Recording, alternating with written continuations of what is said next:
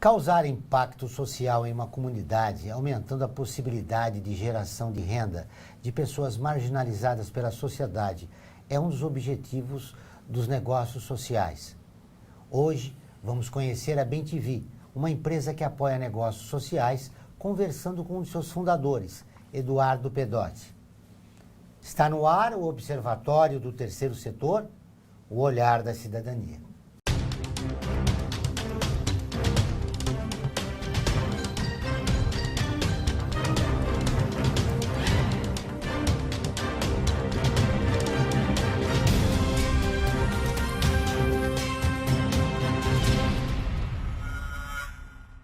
Eduardo Pedotti é formado pela FEA, Faculdade de Economia, Administração e Contabilidade da Universidade de São Paulo, e tem mestrado em Economia de Empresas pela Faculdade Getúlio Vargas. Seja bem-vindo ao Observatório. Obrigado, prazer. Como surgiu a BemTV? A BemTV surgiu de um movimento de 3 pessoas, nós 3 sócios, eu, o Fernando e o Ricardo, que trabalhávamos no setor corporativo, e cada um, até em momentos próximos, mas cada um com movimentos internos diferentes, procuramos buscar aí alguma ação com mais propósito, porém conectada com o que a gente já fazia dentro das empresas, com o que a gente via de positivo dentro das empresas. Como é que vocês encontraram esse ambiente aqui da área social do terceiro setor? No meu caso, eu, por um período, resolvi tirar um sabático, que eu tive alguns momentos fortes no mundo corporativo, e entrei em contato com uma organização chamada Ashoka, que apoia empreendedores sociais, e eu vi uma grande oportunidade de aportar o meu conhecimento de gestão e de controle e de eficiência para empreendedores que tinham aí um propósito muito claro na veia. Então, acho que isso me conectou em poder juntar trabalho ou eficiência e propósito numa atividade.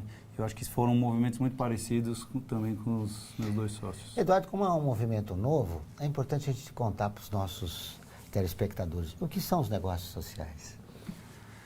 Os negócios sociais, e é um termo bastante assim genérico, né? Então acho que está dentro de um guarda-chuva de negócios de impacto.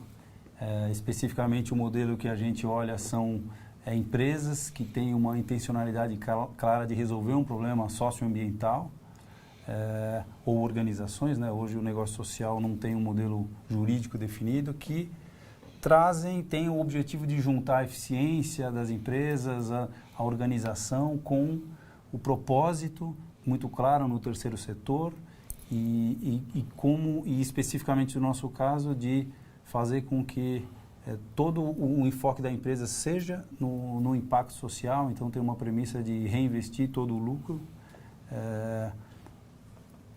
que está baseado muito no conceito do Muhammad Yunus, para que essa empresa tenha um desempenho bastante focado neste propósito que ela se definiu. Uma das grandes dificuldades do terceiro setor é a sua organização, é a sua profissionalização. Você acredita que agora, com os 2,5, os negócios sociais, esse ambiente pode mudar? Eu acredito que pode. Não acho que o 2,5 trouxe unicamente essa gestão, ele traz muito enfaticamente essa gestão, né? O 2,5, a proposta de causar impacto e lucro, que vamos chamar dos negócios de impacto. O que a gente está olhando aí é uma oportunidade de empreendedores e projetos que não distribuem dividendos, mas estão dentro desse pacote. E que eu acho que isso pode auxiliar algumas organizações, obviamente que no terceiro setor várias organizações já são bastante estruturadas e já têm uma gestão forte, mas muitas não nasceram com isso, com essa premissa ou com essa estrutura. Então, eu acho que a interface com isso vai ser bastante positiva para também trazer essa gestão. Como você disse, elas não nasceram com essa estrutura, né, com essa finalidade. Como é desfazer essa cultura e propor algo novo? Eu acho que é uma coisa que rompe alguns paradigmas, né? Alguns tinham, acho que, paradigmas um pouco separados, uma coisa meio bipolar, né? Ou eu causo impacto, ou eu ganho lucro, né? Então, algumas organizações não se viam tendo receitas próprias e até às vezes olhavam isso com olhos estranhos, mas o quanto é que eu acho que existe um processo agora de que essas organizações se revejam, se entendam como causadoras de valores para a sociedade. Então, qual o valor que eu estou causando? Para quem eu estou causando, né? Quem pode ver isso como um produto ou um serviço a ser comprado, que não obrigatoriamente vai ser o beneficiário? Então, o quanto que esse repensar pode fazer com que essas organizações, se não totalmente ou parte delas, busquem ter uma sustentabilidade financeira, uma receita própria. Algumas não vão estar nesse modelo e também isso é ok. Então, acho que essa diversidade de modelos, ela se adequa à diversidade de necessidades de soluções que a gente precisa buscar. Existe um verdadeiro preconceito quanto à palavra lucro, né? Hoje, quer dizer, acho que o lucro ele é importante nas organizações, especificamente no nosso caso, a gente ressalta de que o lucro é uma empresa lucrativa, porém o lucrativo está vinculado à sustentabilidade financeira. Enquanto que essa lucratividade faz com que o negócio cresça e seja perene e atinja mais pessoas ou cause mais impacto. E no nosso caso é o lucro enquanto meio e não enquanto fim. Mostrar para as organizações a importância disso, né? De tornar o seu projeto perene, né? Porque o lucro, mas olha, estou ganhando. Não, você ganhando para continuar o trabalho, né? O trabalho que você está desenvolvendo. Acho que isso é muito importante. A gente tem uma situação a ser, acho que, evoluída no Brasil, que é uma cultura de doação baixa. Então, as organizações do terceiro setor acabam ficando um pouco vulneráveis a essas ondas. Então, o quanto isso causa instabilidade, o quanto isso dificulta reter talentos no terceiro setor, porque o talento não sabe se vai ter uma remuneração, ele acaba... Então, o quanto que com isso a gente consegue ajudar ou direcionar melhor os recursos do terceiro setor para que essa lucratividade, essa rentabilidade mostre até como uma resposta da sociedade de que eles veem valor, logo eles estão pagando por isso. Então, o lucro tem que ser olhado de uma maneira diferente. Ou seja, cria-se uma nova mentalidade. Todas as terças e quintas-feiras, ao vivo, às 14 horas, tem programa de rádio Observatório do Terceiro Setor, onde recebemos especialistas que, junto com os ouvintes, debatem os principais temas da atualidade e do terceiro setor. Você pode ouvir pela Rádio Trianon AM 740 ou em qualquer lugar do mundo, pela internet, do seu celular, computador ou tablet, pelo link que aparece na sua tela. Voltamos depois do intervalo.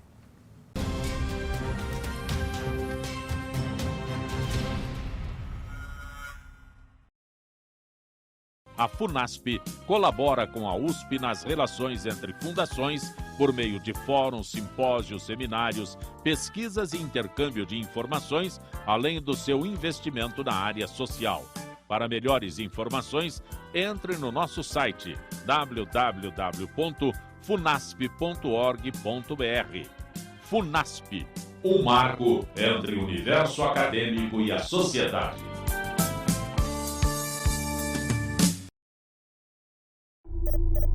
Internacionalizar a economia afeta o seu emprego? Para onde vai o Brasil? Ter opinião sem análise é só repetição.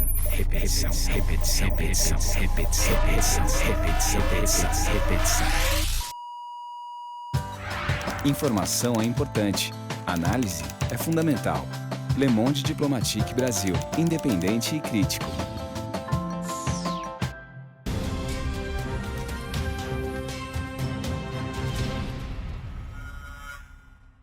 Voltamos com o segundo bloco do Observatório do Terceiro Setor, o Olhar da Cidadania. Estamos com um novo quadro. Você conhece? Vamos contar a história de personagens que fizeram a diferença. Ele salvou a vida de 669 crianças condenadas à morte pelo nazismo. Nicholas Winton. Você conhece?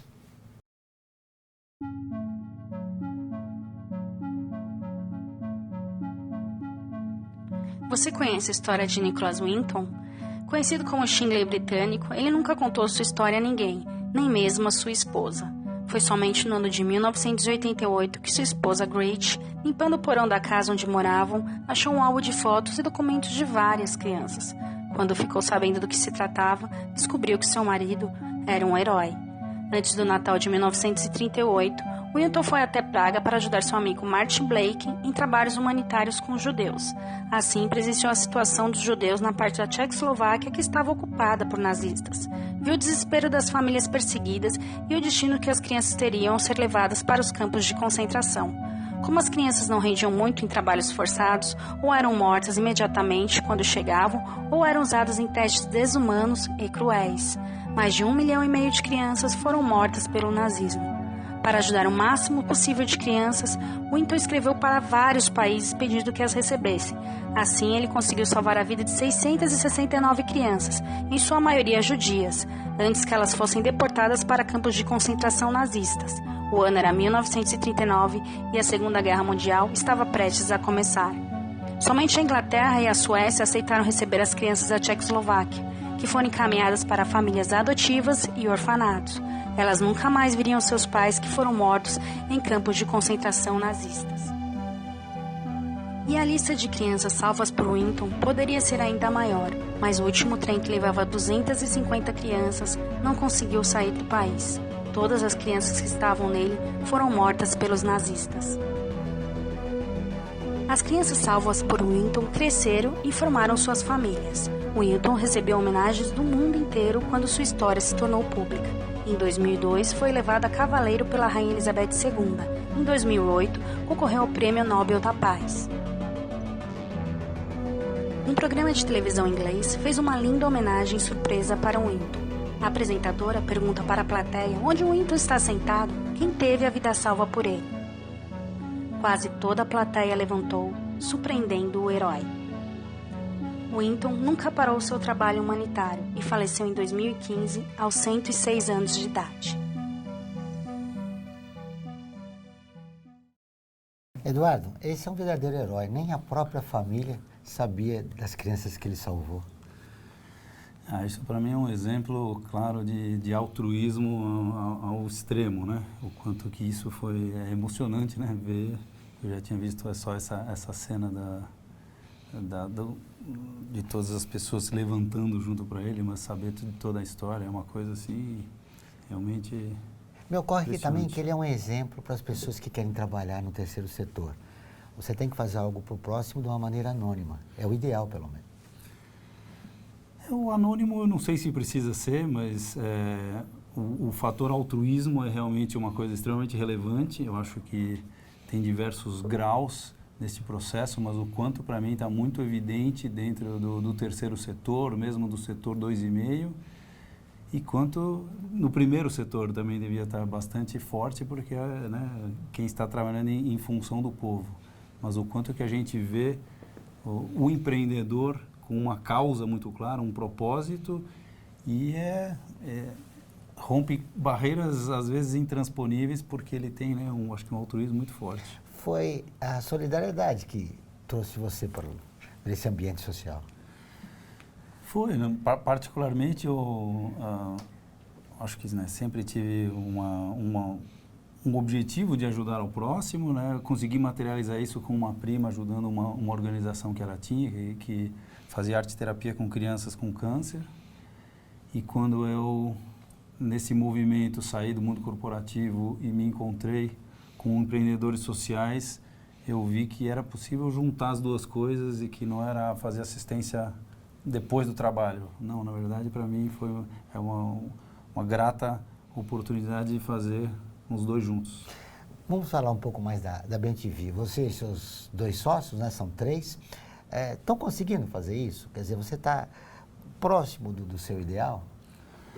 A gente ainda tem bastante, um caminho árduo aí para seguir, mas a gente já deu muitos passos. Eu acho que o nosso objetivo é de trazer um investidor social, e ele é um investidor que ele recebe o principal de volta depois de 4 anos, então ele é um investidor filântropo, mas é um investidor que na sua maioria são pessoas físicas, que a gente quer que ele participe do processo. Então o nosso processo é ter um investidor que ajude, ter apoiadores que ajudem a desenvolver um negócio, para que a gente não tenha um processo seletivo, e o processo seletivo, na verdade, é o amadurecimento, onde nós vamos, nesse final, fazer um empréstimo, e no empréstimo a gente coloca metas de impacto social, que se ele cumpre as metas, os juros vai caindo, ele pode pagar juros zero, então é uma forma de um subsídio financeiro, mas é uma forma de colocar processos de gestão dentro da organização, acompanhar indicadores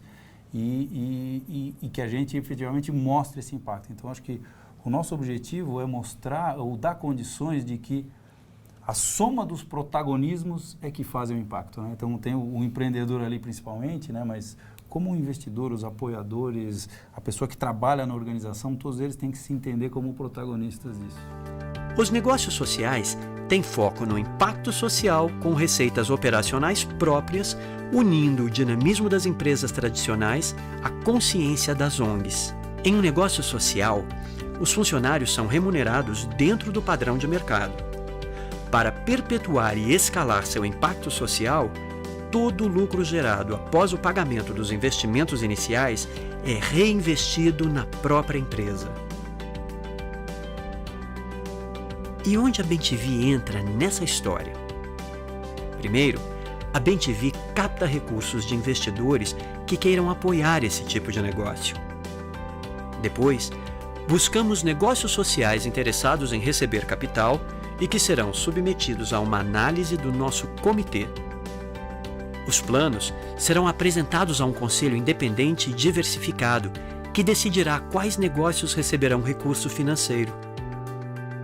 Esses negócios deverão apresentar o farol de metas operacionais, econômicas e sociais que serão contratadas no momento da aprovação do projeto e acompanhadas pela BemTV. Nossa análise é inclusiva. Acreditamos que todo empreendedor que quer fazer uma mudança positiva na sociedade merece nosso apoio.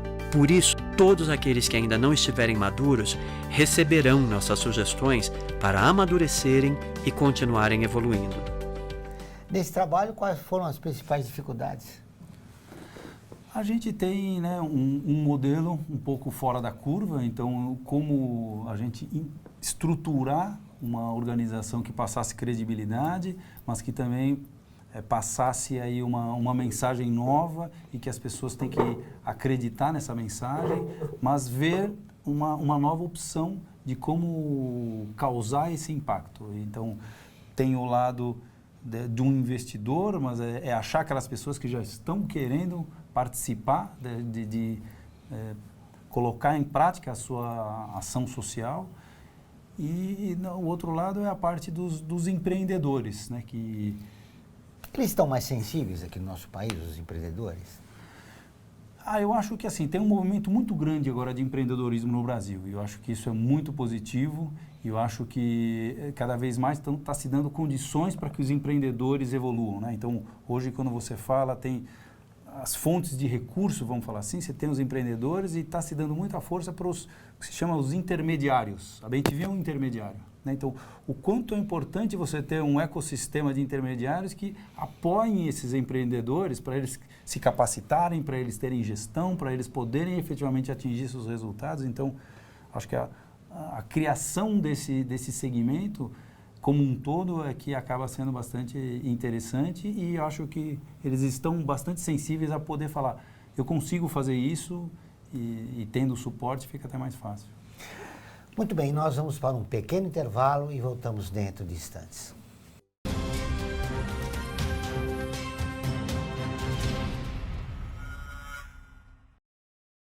Olá, eu sou Laura Gelbert da ONU News. Notícias das Nações Unidas e do mundo você acompanha na página e nos programas do Observatório do Terceiro Setor, parceiro da ONU News. E para acompanhar diretamente a ONU News em português, acesse nossa página e redes sociais. Até lá!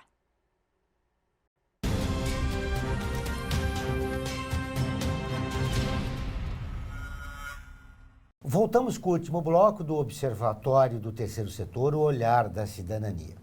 Não esqueça, todas as quartas-feiras, às 17 horas, tem programa Olhar da Cidadania na Rádio USP, com temas da atualidade e dos direitos humanos. Anote, todas as quartas-feiras, às 17 horas, na Rádio USP. Em São Paulo, 93,7 e em Ribeirão Preto, 107,9 FM. Eduardo, nesse bloco eu gostaria de explorar um pouco. Vocês têm um conselho e vocês já sensibilizaram, né? Personagens importantes do terceiro setor para o trabalho que vocês vêm realizando. O nosso conselho, a gente tem bastante orgulho, foi um trabalho aí de no início passar a mensagem da BEM-TV, se eles nos apoiariam nesse sentido, e a ideia é de ter um conselho independente para que a gente faça o amadurecimento dos projetos, mas quem efetivamente aprova o projeto final é um conselho, para que não fique uma coisa pessoal, mas que a gente buscou ter aí uma visão plural também nesse conselho, né? Então, tem a Célia Cruz, que é desse mundo de impacto, é uma referência, tem o Wellington Nogueira e o Edgar Gouveia, que são empreendedores que têm um trabalho muito bacana, o Paulo Kakinoff, que é um empresário da Gol, o Ricardo Yang, que vem do mundo de sustentabilidade, também agora na parte, teve uma experiência política bastante forte, e o Mário Sérgio Cortella, que é um educador, filósofo. Então, a gente buscou também ter essas pessoas para garantirem o que a gente colocou como aí os objetivos da BEM-TV e o quanto que para a gente é importante ter o feedback deles de que isso estamos seguindo num caminho de realmente provocar uma mudança e uma transformação. Com 2 anos de atividades, vocês já apoiam 4 organizações. A gente está hoje com 4 empréstimos, a gente apoia através de um empréstimo. A gente tem a Pano Social, que trabalha com roupas ecologicamente, ambientalmente corretas, algodão orgânico, tingimento natural, e no seu processo produtivo fazem um trabalho de ressocialização de egressos do sistema prisional. Eu falei organizações, mas são empresas, né? São empresas, também podem ser ONGs, no caso a segunda que a gente tem é a CID, que trabalha no apoio, no desenvolvimento de pessoas com dificuldades motoras e que eles fazem um trabalho casado entre empresas e pessoas organizações que apoiam pessoas com deficiência, de uma maneira a ter a receita própria. Então, o nosso foco é ter uma receita própria. A gente também está apoiando a Flávia Aranha, é um projeto também da parte de confecção, mas que tem um trabalho de tingimento natural, e estamos apoiando a criação do núcleo de coloração vegetal dela, então é um tingimento completamente natural, tendo como base comunidades que fornecem esses materiais, trazendo técnicas antigas e da flora brasileira. E apoiamos a Acreditar, que é um projeto de microcrédito no sertão de Pernambuco, um trabalho muito bonito, com foco em mulheres e jovens, que realmente atende ali uma base da pirâmide de uma maneira bastante próxima. Quais são os critérios para a organização ou a empresa ter o apoio da BEM-TV? A gente tem um processo que a gente chama de uma primeira fase de aderência, que é quando localizamos um projeto ou eles entram em contato com a gente, tanto que ele nos passe como ele vê o impacto que ele está causando e se ele se enquadra no nosso modelo de negócio social, né? Então, são receitas próprias, causa um impacto socioambiental com seus produtos ou serviços, tem a premissa de reinvestir um lucro e que remunera toda a sua equipe com padrão de mercado.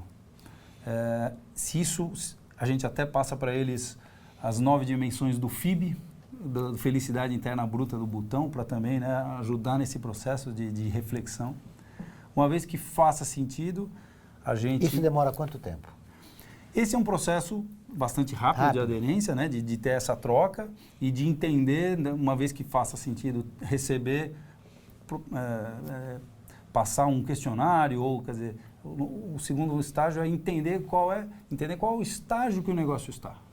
para a partir disso a gente propor para ele uma jornada de amadurecimento. A gente tem 7 enfoques, como é que a gente vai, o que ele precisaria desenvolver para chegar com um plano apto a receber, no caso, um empréstimo. Então, desde modelo de negócio, como é que está a sua equipe, como é que está a sua análise de mercado, se ele tem uma teoria de mudança, né? Qual o impacto que eu quero causar, quais são os resultados que eu quero atingir, quais são as atividades que eu faço, quais são os recursos que eu preciso.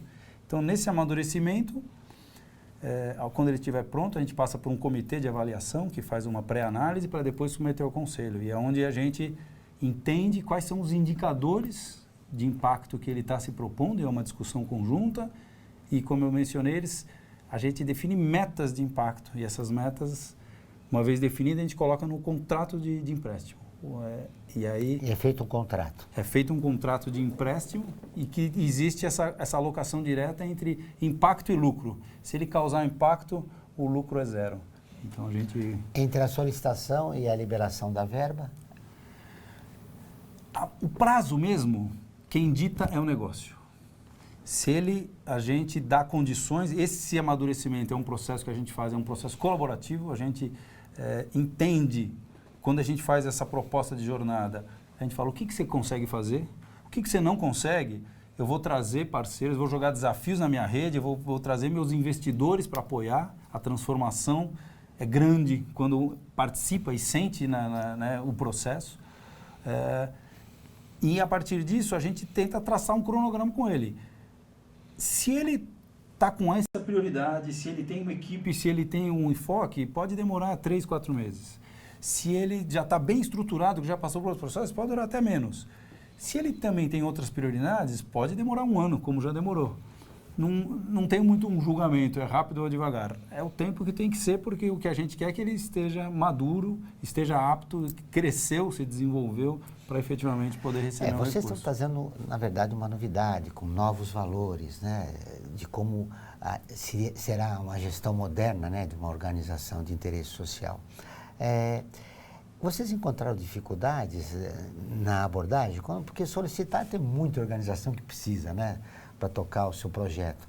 Mas com essas novidades, vocês sentiram que está difícil? Como é que você avalia hoje o ambiente do nosso país a respeito do apoio que é necessário para que as empresas ou organizações de interesse social continuem seus projetos?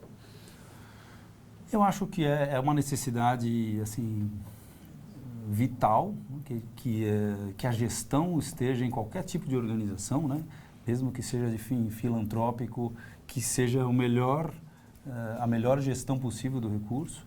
Em relação aos empreendedores, para a gente é um processo em que nos procuram por recursos, mas não é só o recurso financeiro, também é o recurso de apoio, de gestão. Então, eles têm um objetivo e o quanto que para a gente é importante não só o entendimento, é muito importante ver o empreendedor, as habilidades e capacidades, mas também a capacidade dele de formar um time. Ele não é polivalente. Então, ele saber também as suas fraquezas e trazer pessoas para o seu time para poder efetivamente implementar esses processos. Eduardo, quem está nos vendo, falou, opa, surgiu a minha oportunidade de eu dar continuidade aos meus projetos, seja no 2,5, nos negócios sociais. Como fazer para conseguir uma verba da BenTV? Captar recursos com a BenTV? Nós temos hoje, né, no nosso site, www.bentv.is, de investimento social, um contato para nos conectar, ou e-mails direto, né, eduardo@bentv.is. Eu acho que essa fase de aderência é muito importante para a gente entender o modelo, e eu acho que quando a gente pensa num setor, a gente sempre olha, né, entender qual que é o mecanismo mais adequado de financiamento. Então, nessa nossa conversa também a gente pode redirecionar para um outro ou não tá alinhado com a BenTV, vamos em frente, vamos fazer esse processo. O que a gente pede nessa hora é comprometimento. Quer desenvolver, a gente ajuda a apoiar. É um processo colaborativo que a gente está trazendo pessoas, então, tendo o compromisso, a gente também se compromete. E aí, então, acho que nesse momento é um primeiro contato, e eu acho que é do mesmo jeito que a gente e se entender que é para um outro projeto, para um outro modelo, a gente vai indicar, como se vão procurar um outro modelo, vão indicar a BEM-TV se for mais adequado para negócios sociais. Parabéns pelo seu trabalho, foi um prazer te conhecer e sucesso Eu lá na agradeço BEM-TV. a oportunidade.